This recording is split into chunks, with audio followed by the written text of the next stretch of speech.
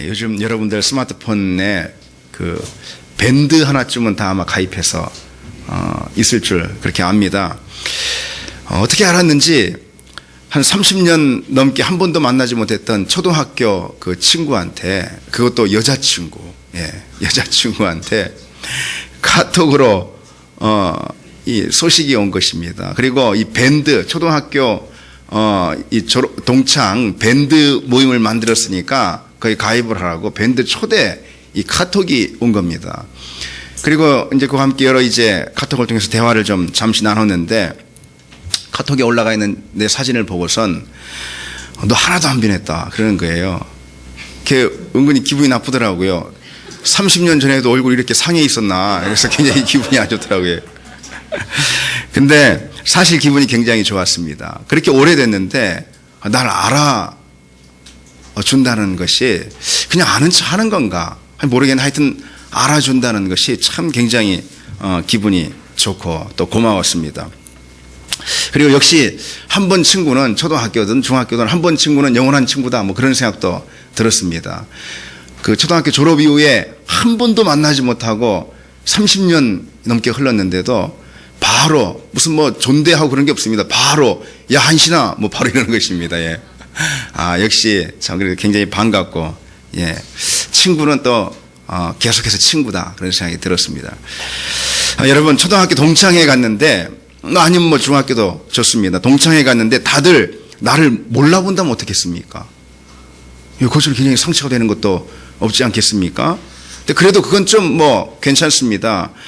이산 가족이 됐다가 한 20년 만에 만났는데 형제가 나를 몰라주는 것입니다. 이것은 더 큰 상처가 되지 않겠습니까? 근데 너무도 잘 알아줘야지 될 것 같은 그런 사람이, 아주 반겨서 만나줘야지 될 것 같은 그런 사람이 처음 보는 것처럼, 일면식도 없었던 것처럼 그렇게 나를 대하면은 그것처럼 큰 상처가 어디 있겠습니까? 그런데 오늘 본문은 주님과의 그런 충격적인 만남을 예고하고 있는 그런 장면이죠. 다른 이도 아닌 바로 우리가 주님과 그런 충격적인 만남을 갖게 될 수도 있음을 경고하고 있는 그런 말씀이죠. 여러분, 과연 내 영혼의 생사가 달린 이 마지막 심판의 자리에서 하나님으로부터 내가 너희를 도무지 알지 못한다,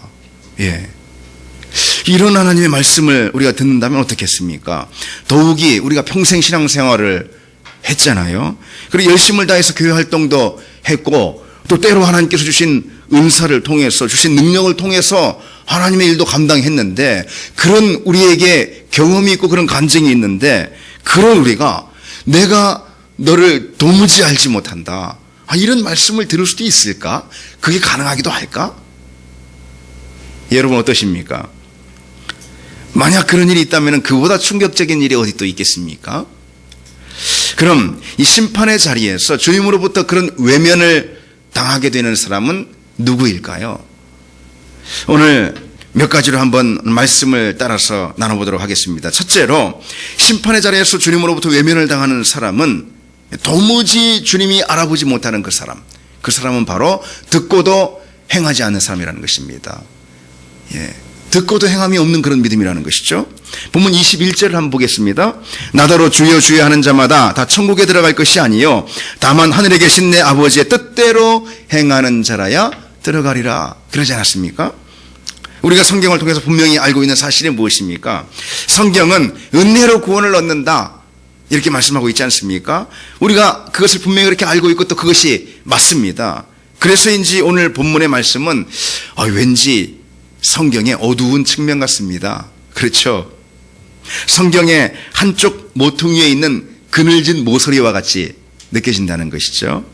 그래서 어떻게 은혜를 선포하는 똑같은 이 성경 말씀 가운데 이처럼 두려운 말씀이 여기 이렇게 있을까? 그렇죠. 그래서 은혜에 반하는 오늘 본문 말씀 우리가 읽으면서 우리 심정은 사실, 구원은 행위에 대한 보상이 아니잖아, 그럼 어떻게 이런 말씀이 있지? 이런 은근한 반발심마저 들기도 하는 것이죠. 여러분 어떻게 생각합니까? 그런데 그런 생각은 믿음과 구원에 대한 오해 때문에 비롯된 것이라는 사실 우리가 기억해야 하는 것이죠. 십자가의 은혜는 물론 모든 죄를 다 덮고도 남는 그런 은혜이고 선물로 공짜로 주어진 것입니다. 우리는 그 은혜로 구원을 얻습니다. 그래서 구원은 그야말로 은혜요 선물이라는 것. 따라서 값없이 주어지는 공짜라는 것입니다. 그러나 그것이 값없이 은혜로 주어지는 선물이라 해서 아무 대가도 우리에게 요구하지 않는 것은 아니라는 사실을 기억해야 하는 것이죠.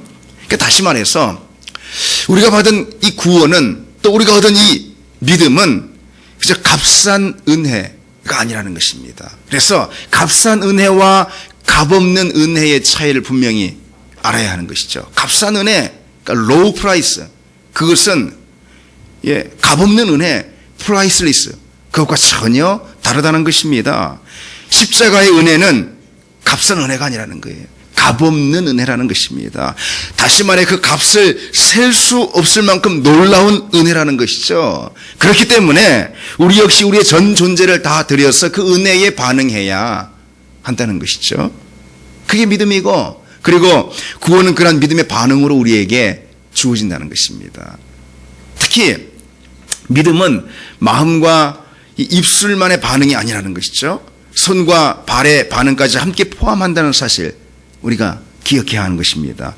믿음은 전인적인 반응인 것입니다. 우리 전 존재의 전인적인 반응, 그것이 바로 곧 믿음이라는 것이죠. 그래서 믿음은 우리의 생각뿐 아니라 가슴까지, 가슴뿐 아니라 우리의 손과 발까지 전 존재의 변화와 거듭남을 동반하는 그런 사건이고 그런 과정이라는 것입니다. 따라서 말만 있고 행위가 따르지 않는 그 신앙, 그것은 애초부터 믿음이 아닌 것입니다. 그것은 그 자체로 믿음이 이미 아닌 것이죠. 그래서 성경은 행함이 없는 믿음은 그 자체가 죽은 것이라 그렇게 말씀하고 있지 않습니까?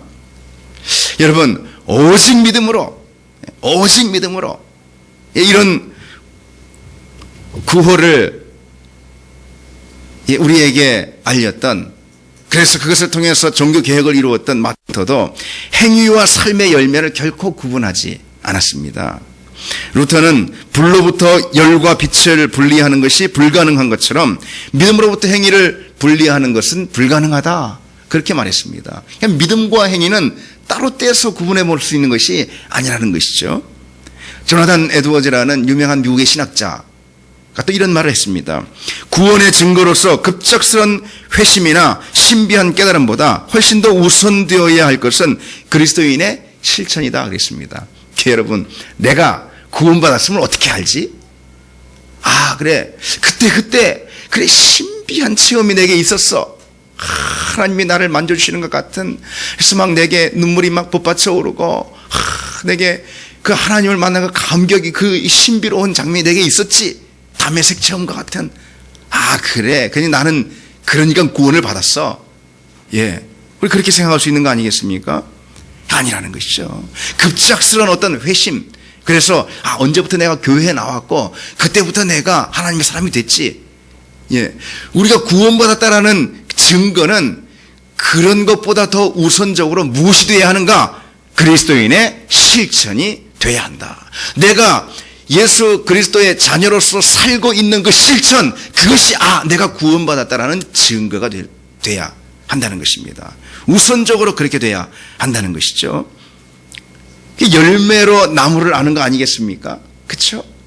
사과나무인지 어떻게 알겠습니까? 사과나무인지 가서 봤는데, 그렇게 알고 가서 봤는데 사과가 열린 것이 아니고 배가 열렸다면 잘못 본 것이죠. 그렇죠? 사과나무인지 어떻게 알겠습니까? 열매가 사과가 열려야지. 그럼 사과나무다 아는 거 아니겠습니까?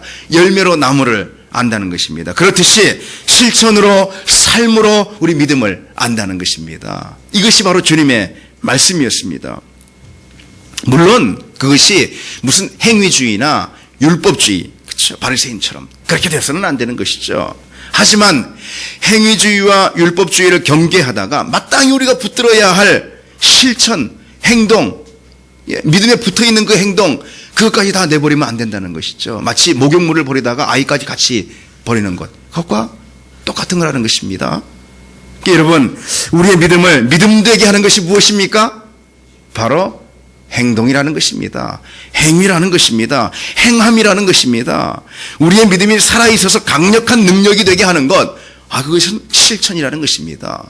믿는 그대로 사는 바로 삶이라는 것이죠. 말씀은 그대로 살 때 우리 삶 가운데 비로소 능력으로 나타날 수 있는 것이죠. 말씀은 그대로 행할 때 우리 삶 가운데 생명으로 역사하게 된다는 것입니다. 그래서 우리가 정말로 살아있는 신앙을 가지려면은 말씀을 행하려고 몸부림쳐야 하는 것이죠. 그런데 우리 육신은 그 말씀을 행하는 데 있어서 날마다 거스르는 것입니다. 그래서 육체를 거스르고 그 말씀을 있는 그대로 행하며 살아낼 때 그 말씀이 비로소 우리 삶의 능력이 되고 빛이 되고 생명이 될 줄 믿습니다. 여러분 매일같이 말씀을 듣잖아요. 매주마다 말씀을 듣잖아요. 매일같이 말씀을 묵상하지 않습니까? 그것이 진짜로 내게 생명으로 역사하려면, 그것이 진짜로 내게 강한 능력으로 경험되려면 그 말씀을 하나라도 붙들고 우리 삶 가운데 옮겨야 할 줄 믿습니다. 그래서 말씀은 읽는 것이 아니고 말씀은 살아내는 것인 줄 믿습니다. 우리 같이 한번 해보겠습니다. 말씀은 읽는 것이 아니라 살아내는 것이다. 그런 여러분 되시기를 바랍니다. 그때 비로소 우리에게 말씀의 큰 능력과 빛과 생명이 일어날 줄 믿습니다. 둘째로, 오늘 주님께서 도무지 알지 못하는 자가 누구이겠습니까? 내가 너를 도무지 알지 못하노라. 누구겠습니까? 하나님의 이름으로 자기 자신을 드러내는 자들을 말하는 것입니다. 오늘 본문 22절을 보십시오. 그날에 많은 사람이 나더러 이르되 주여 주여 우리가 주의 이름으로 선지자 노릇을 하며 주의 이름으로 귀신을 쫓아내며 주의 이름으로 많은 권능을 행하지 아니하였나이까. 그렇죠. 우리는 하나님을 아버지라 이렇게 고백하잖아요. 그런데 여러분, 어찌 부모가 자식을 모를 수 있겠습니까? 그렇죠. 천하가 다 없어져도 부모가 자식을 모르는 일은 없다는 것이죠. 누구나요. 부모는요, 자기 자식이 있으면은 자동 초점으로 이 시선이 맞춰지게 마련인 것입니다. 그래서 어떤 어머니가 하는 말 들었습니다. 수많은 군인들이 있는데, 자기 아들 군대 갔는데, 그 열병할 때 수많은 군인들이 있는데 다 똑같은 제복 입었는데 그냥 아들은 기가 막히게 찾아야 되는 거 아니겠습니까? 다들 새까맣게 탄 얼굴, 한여름에 훈련받아가지고 똑같은 군복 입었는데도 그 중에 엄마가 그냥 자동 초점으로 그냥 시선이 딱 맞춰지는 것입니다. 자기 아들, 저기 있다. 딱 맞추는 것입니다. 그게 엄마라는 것이죠. 그게 부모라는 것입니다. 멀리서 발걸음 소리만 들어도 둘째네, 셋째네, 이렇게 딱 나오는 것입니다. 그게 부모 아니겠습니까? 그게 자식을 보는 부모의 눈이라는 것입니다. 그런데 오늘 말씀에 뭐라고 되어 있습니까? 내가 너희를 도무지 알지 못하노라. 우리가 하나님을 아버지라 이렇게 부르고 있는데 아버지께서 우리에게 내가 너희를 도무지 알지 못하노라. 이것은요, 분명 둘 중에 하나인 것입니다. 이런 장면이 나오려면 둘 중에 하나인 거예요. 부모의 눈이 아니거나 하나님이 부모의 눈을 갖지 않았거나 아니면은 그 자식이 진짜 자식이 아닌 것입니다. 가짜인데 진짜처럼 하는 것이죠. 오늘 말씀에서 물론 후자를 가르치는 거겠죠. 그렇죠? 하나님의 눈이 부모의 눈이 아니겠습니까? 아버지의 눈이 아니겠습니까? 그렇지는 않죠.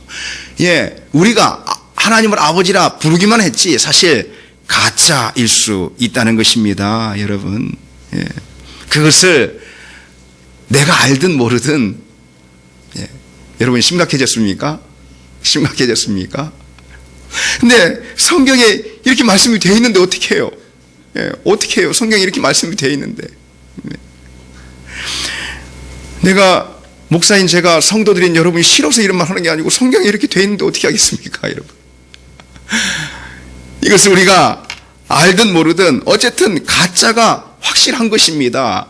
내가 너를 도무지 알지 못하노라 이렇게 말씀하신다면 하나님 매정한 분, 이게 아니라 우리가 가짜라는 거예요. 우리가 부모 눈을 어떻게 속일 수가 있겠습니까? 하나님의 눈이 어떻게 잘못될 수 있겠습니까? 가짜니까 너를 도무지 알지 못한다 이렇게 말씀하는 거 아니겠습니까? 그리고요, 충격적인 사실은 아무리 우리가 선지자 노릇을 하고, 그러니까 우리가 얘기하는 것입니다. 우리가 반론하는 것입니다. 하나님, 우리가 선지자 노릇을 했잖아요. 우리가 주의 이름으로 귀신도 내쫓았잖아요. 예. 우리가 주의 이름으로 많은 권능도 행했잖아요. 주의 이름으로 복음도 전했잖아요. 주의 이름으로 헌신도 하고 봉사도 했잖아요. 그러는 것이. 근데 주님은 예리한 눈으로 우리를 다시 보시면서, 너를 도무지 알지 못한다 말씀하시는 거죠. 그럼 우리가 그런 능력을 행하기도 하고, 그렇게 우리가 헌신하기도 하고, 믿음이 이렇게 좋은 믿음을 갖기도 했는데 왜 우리가 가짜가 될 수가 있겠습니까? 그것은 오늘 22절 말씀처럼 주여 주여 하지만, 그렇게 하나님의 이름을 높이는 것 같지만 실상은 말만 그렇게 하고 자기 자신을 드러내기 때문에 그렇다는 것이죠. 실상은 모든 초점이 자기에게 있기 때문에 그렇다는 것입니다. 주님을 사랑할 때도, 또 주님의 이름으로 남을 사랑할 때도, 그리고 또 헌신할 때도, 봉사할 때도, 권능을 행할 때도, 심지어 은사를 받을 때도, 그 모든 초점이 하나님이 아닌 자기에게 있기 때문에 그렇다는 것이죠. 그래서 유명한 얘기가 있습니다. 1970년대 대단한 신유의 은사로, 그냥 병고침의 은사로 엄청난 능력을 행했던 그런 분이 있습니다.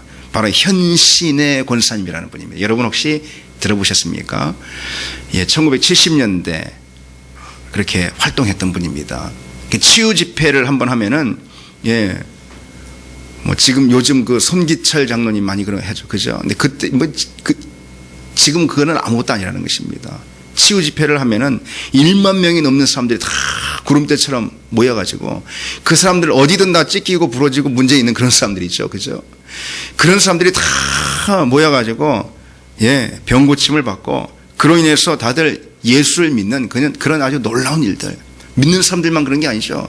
그러니까, 질병이 있는 사람들, 불신자들 다 그렇게 몰려갔는데 병고침을 받고 막, 기적이 일어나고, 그래서 거기서 막 그냥 그 자리에서 예수를 믿고, 이런 일들이 일어났었습니다.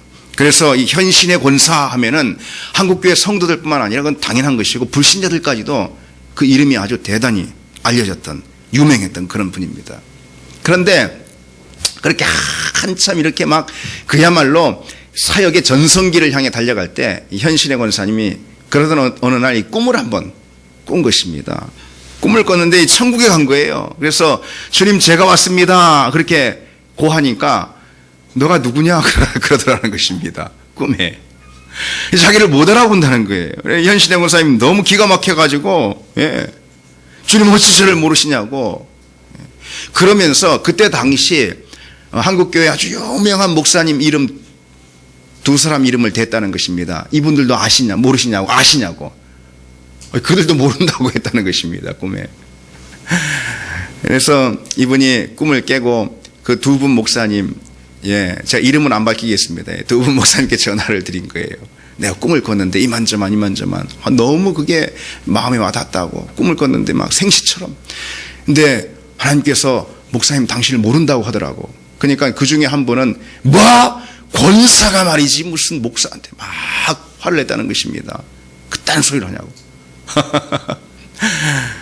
근데 또 다른 한 분 목사님은 겸손하게 그걸 받아들였다는 것입니다. 어쨌든 이런 충격적인 그런 꿈을 꾼 다음에 이분이 전혀 그 삶과 사역이 달라지기 시작했다는 것이죠. 그것을 통해서 완전히 삶이 통째로 달라지는 그런 변화의 경험을 했다는 것입니다. 그래서 이 이야기가 80년대, 90년대까지만 해도 굉장히 참 교회 안에서 유명했던 그런 이야기입니다. 무엇을 말해주는 거겠습니까?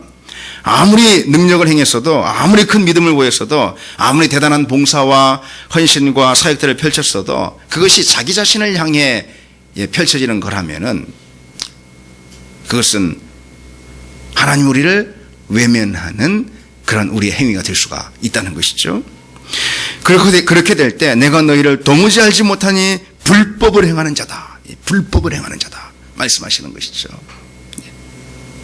그래서 바울도 이렇게 고백하지 않습니까? 내가 내 몸을 쳐 복종하게 함은 내가 남에게 전파한 후에 자신이 도리어 버림을 당할까 두려워함이라.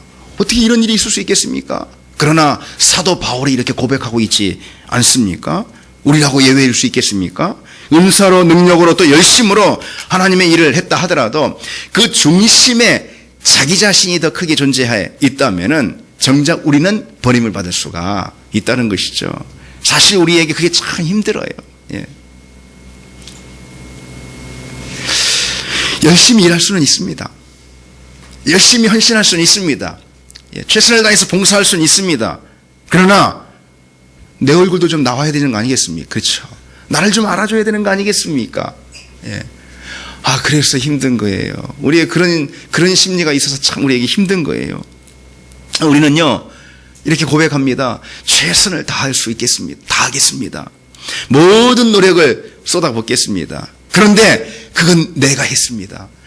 내가 했다는 것을 알아주시기 바랍니다. 여러분, 그런 거 아니겠습니까? 그런 심리가 있어요. 헌신하고 봉사하고 내 시간, 내 수고, 나의 땀, 나의 소유 다 내놓는 거 어렵지 않을 수 있습니다. 그런데 그 가운데 그걸 아무도 몰라준다면 그것을 헛수고로 여기는 것입니다. 그게 우리 심리인 것입니다. 무엇이겠습니까? 복음보다 내가 앞서서 그런 것이죠. 하나님보다 내 영광을 취하기 때문에 그런 것이죠.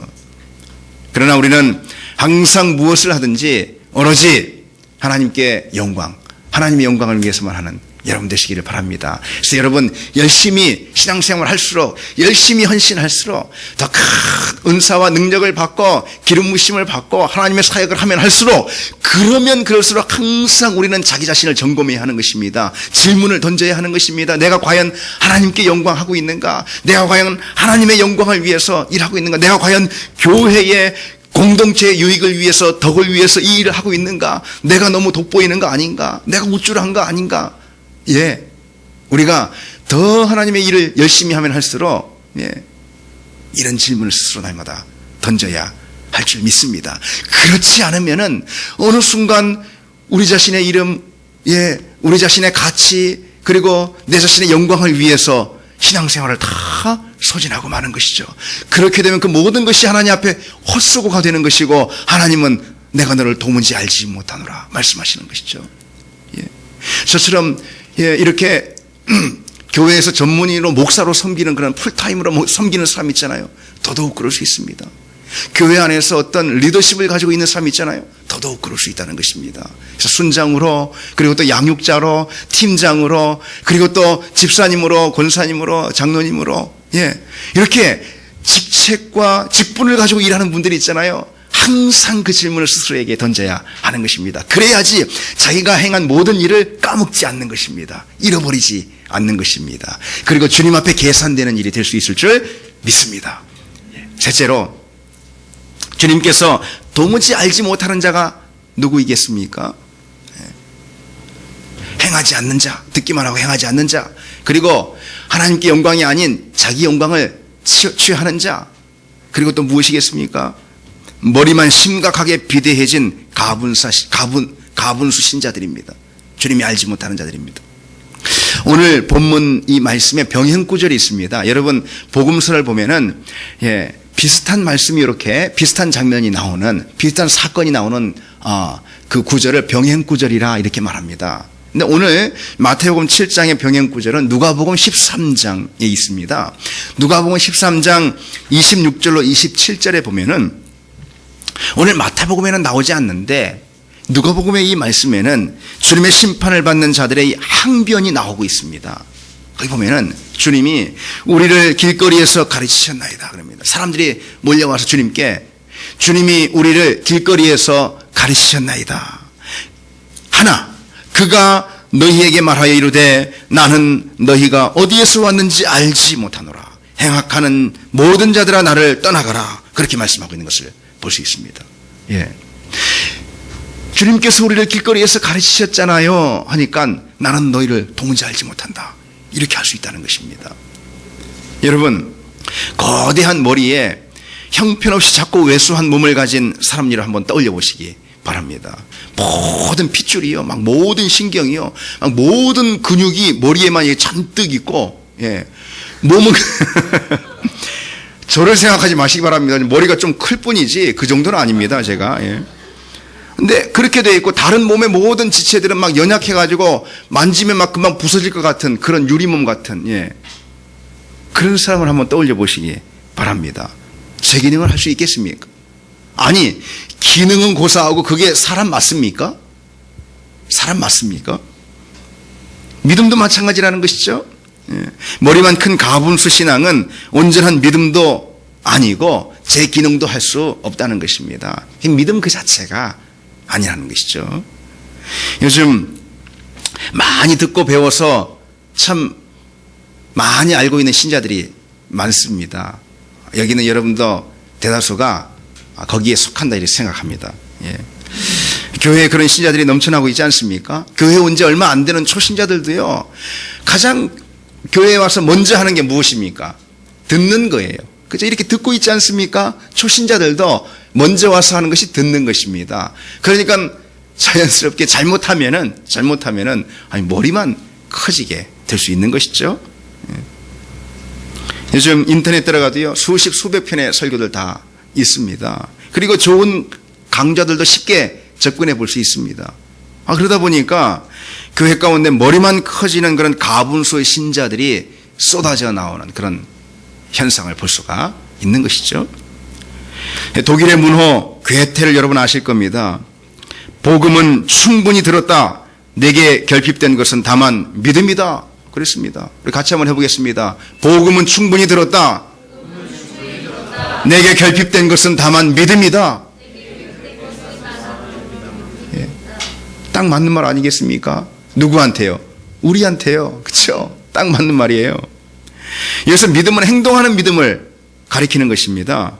오늘 우리는 너무 많이 듣습니다. 물론 듣는 것이 잘못됐다는 것 절대 아닙니다. 우리는 많이 들어야 합니다. 복음에 대해서 계속 더 많이 들어야 하는 것입니다. 그러나 들은 그대로 행하지 않으면은, 들은 그대로 살지 않으면은 믿음은 더 이상 일어날 수 없다는 것입니다. 듣는 것만 있지 믿음은 일어날 수 없게 되는 것입니다. 그래서 주님은 나의 이 말을 듣고 행하지 아니하는 자는 그 집을 모래 위에 지은 어리석은 사람 같으니 그렇게 말씀하고 있는 것입니다. 야고보 역시 너희는 말씀을 행하는 자가 되고 듣기만 하여 자신을 속이는 자가 되지 말라 이렇게 당부하고 있습니다.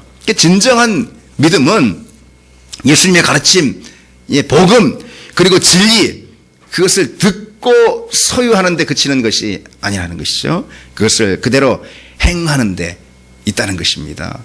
여러분 어떻습니까? 여러분 듣는 대로 얼마나 많이 행하고 있습니까? 우리가 들은 만큼 그에 비해서 우리의 행함은 얼마나 작습니까? 한국 교회사를 읽다가 보면은요, 우리 믿음의 선배들의 이 실천하는 믿음의 모습들을 우리가 종종 목격할 수가 있습니다. 그 가운데 아주 흥미로운 대목들이 참 많습니다. 그중 하나를 여러분들 소개해드리면은 1900년대 초에 강화 북부 해안에 홍의마을이라는 곳이 있습니다. 홍의마을에 종순일이라는 아주 큰 부자가 살고 있었습니다. 근데 이분이 예수를 믿은 거예요. 그래서 교육이 됐습니다. 근데 마을에 그의 돈을 빌려다 쓰지 않은 사람이 하나도 없었어요. 그 정도 이 사람이 큰 부자였습니다.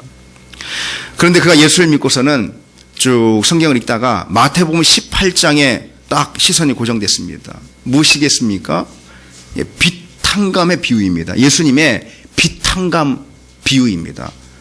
그게 다 시선이 꽂혀서는 이 말씀을 며칠 동안 읽으면서 고민하게 되는 것입니다. 고민을. 왜요? 자기 굉장히 부자인데 강화의 홍의마을에 사는 사람들이 자기한테 빚 안 진 사람이 아무도 없는 거예요. 그 정도로. 예. 며칠을 이 말씀을 읽고 고민하다가 주일 예배를 딱 마치고선 자기에게 빚진 사람, 전 성도죠. 그죠? 다 자기 집으로 불렀습니다. 자기 집으로 불러서 종순일 이 선생이 자기가 읽은 이 마태복음 18장 말씀을 들려준 다음에 빈 문서를 꺼내들고 그걸 다 불에 태워버린 것입니다. 왜? 이 사건이 1900년 6월 6일자 대한 그리스도인 회보에 실렸습니다. 지금 말하자면 크리스천 신문 이런 거에 실제로 실린 내용인 것입니다. 그런데 그것으로 끝난 게 아니에요. 이런 분은요, 말씀을 많이 읽으면 안 돼요. 거기까지만 읽어야 되는데 말씀을 더 읽게 되는 것입니다. 그래서 한 장 더 읽어서 마태복음 19장 21절 말씀에 시선이 꽂힌 것입니다. 마음이 꽂힌 거예요. 무슨 말씀이냐? 내가 온전하고자 할진대 가서 내 소유를 팔아 가난한 자들에게 주라. 그리하면 하늘에서 보화가 내게 있으리니 그리고 와서 나를 따르라. 이 말씀을 읽은 것이죠. 그래서 또 고민이 되는 것입니다. 이 말씀을 듣고 또 씨름하게 되는 것입니다. 예. 우리는 이 말씀을 듣고 아멘, 아멘, 아멘, 그냥 잘도 넘어가는데 이런 분들은 넘어가질 않는 거예요. 그냥 마음이 꽂혀가지고 그냥 씨름하게 되고, 예. 우리처럼 돈도 없는 사람이라면 몰라. 이 사람은 돈도 많잖아요. 예. 근데 내 소유를 팔아 가난한 자에게 주라. 어쨌든 말씀을 고지곳대로 실행하게 됐다는 것이죠. 자기 재산을 다 처분해서 교회에 헌납하게 됐습니다. 그래서 교회는 그것을 그 돈을 가지고 가난한 자들을 위해서 교회 그 묘지를 구입을 한 것입니다. 근데 어쨌든 이런 분들은 말씀을 많이 읽으면 굉장히 위험한 인생이 될 수가 있습니다. 그런데 계속 말씀을 읽은 것이죠. 거기까지만 더 이상 읽지 말아야 하는 것인데 계속 말씀을 읽게 된 것입니다. 그래서 누가복음까지 넘어가게 됐습니다. 누가복음 10장 1절에 또 이 말씀이 가슴이 팍 꽂힌 것입니다. 주께서 따로 70인을 세우사 친히 가시려는 각 동네와 각 지역으로 둘씩 앞서 보내시며, 예. 이 말씀을 읽고서는 또 아내와 함께 고민하게 된 것입니다. 예. 주님은 우리에게 둘씩 전도하라 했다. 둘씩 선교하라 했다. 예. 그래서 부인과 함께 이 아내와 함께 이 말씀을 붙들고 고민하고 씨름하다. 왜 고민하고 씨름이 되겠습니까? 지키려니까, 그대로 행하려니까. 그렇죠? 묵상하고 끝나는 것이 아니라 그러면 은혜 됐네 하는 건데, 예, 저와 여러분처럼. 예. 근데 이분은 이 말씀을 고지곳대로 행동에 옮기려니까 고민하고 씨름하게 된 것입니다. 그리고 이내 아내와 함께 괴나리 보찜을 메고 남쪽 길상면으로 전도 여행을 떠나게 됐습니다. 그리고 그는 그렇게 평생을, 그 남은 모든 인생을 강화, 성모, 주문, 웅진, 예. 여러분 모르죠?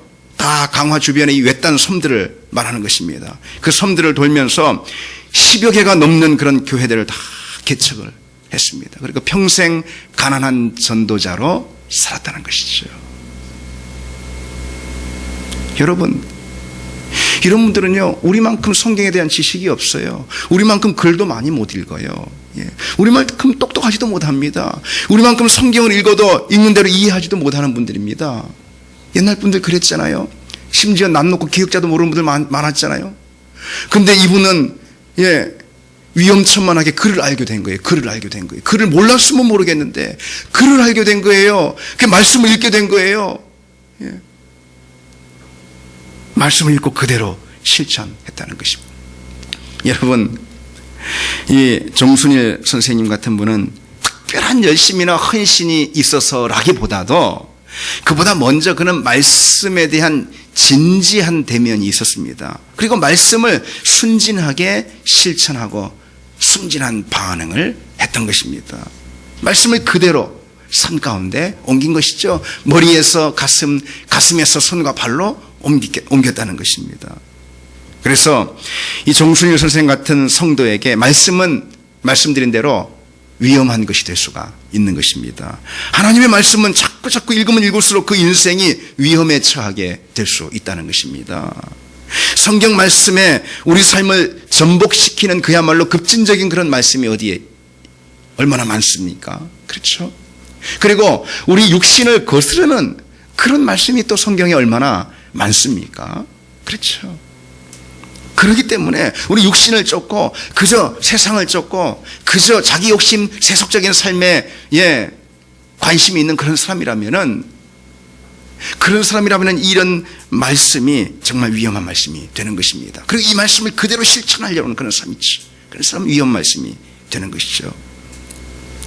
여러분, 말씀은요, 성경은요, 또 설교는요, 하나님의 말씀은요, 들을수록 읽을수록 많이 알게 되는 그런 지식이 아닙니다. 지식의 책이 아닙니다. 성경은 지식의 책이 아닙니다. 성경은 우리가 읽으면 읽을수록, 들으면 들을수록 나를 더 많이 변화시키는 변화의 책이라는 것입니다. 성경은 지식의 책이 아닙니다. 예. 성경은 변화의 책인 것입니다. 세상의 모든 책과 엄밀하게 엄격하게 구분되는 바로 그 점이 있다는 것이죠. 그래서 여러분 말씀을 대면하고 또는 이 자리에 이렇게 와서 예배 가운데 하나님의 말씀을 또 들을 때, 여러분 귀를 열을 때, 아니면은 묵상 가운데 주의 말씀을 대면할 때 우리는 마음의 긴장을 해야 하는 것입니다. 그리고 무엇보다도 그 말씀 앞에 진지한 반응을 하려는 자세를 가져야 하는 것입니다. 그리고 설령이 종순일 선생처럼 이렇게 다 실천은 못할지라도 그에 대한 고민과 몸부림은 우리에게 있어야 할 줄 믿습니다. 몸부림은 우리에게 있어야 하는 것입니다. 이것을 실천할 수 있을까? 이것을 실천해야 되는데, 이 말씀이 하나님 주시는 말씀인데, 하나님이 내게 주신 말씀인데, 이 말씀이 귀한 말씀인데, 이 말씀대로 살지 않으면 나는 죽는데, 그런 말씀 앞에 진지한 마음을 우리가 가질 줄 알아야 하는 것입니다. 설교 시간도 마찬가지인 것입니다.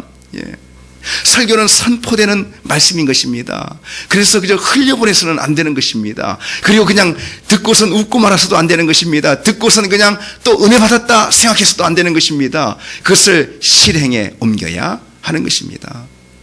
여러분 매일 묵상을 하지 않습니까? 어떻게 여러분은 하나님의 말씀을 대면하고 있습니까? 제가 왜 이런 말씀을 여러분들에게 옛날에 전하겠습니까? 우리 교회처럼 또 말씀 공부 열심히 하고 제자훈련도 열심히 하고 맨날 또 양육자가 또 말씀 가르치죠. 목사가 또 말씀 가르치죠. 그렇죠? 무슨 뭐 또 오픈 성경 공부도 해가지고 또 뭐 하죠. 우리처럼 이렇게 부산하게 말씀을 배우고 하는 데가 또 어디 있겠습니까? 이 적은 교회에서. 그렇죠? 그리고 맨날 큐티 한다고 뭐 우리가 말씀을 날마다 대면하고 있잖아요. 그렇죠? 그 말씀을 여러분 더 진지함 가운데 그리고 그 말씀을 읽고 들은 그대로 순진하게 실천하는 순종하는 그런 여러분이 되시기를 바랍니다. 우리가 그럴 때 하나님부터 인정받는 자, 하나님께서 알아보는 자가 될 수 있을 줄 믿습니다. 여러분 말로만 믿는다고 떠드는 자, 주님의 이름으로 자기 자신을 드러내는 자, 그리고 머리만 심각하게 비대해진 가분수 신자는 심판의 자리에서 주님의 외면을 당하는 충격을 경험하게 된다는 것이죠. 말씀을 듣고 실천하고 말씀을 그대로 행하는 여러분의 삶이 되시기를 바랍니다. 우리 같이 함께 이 시간 찬양.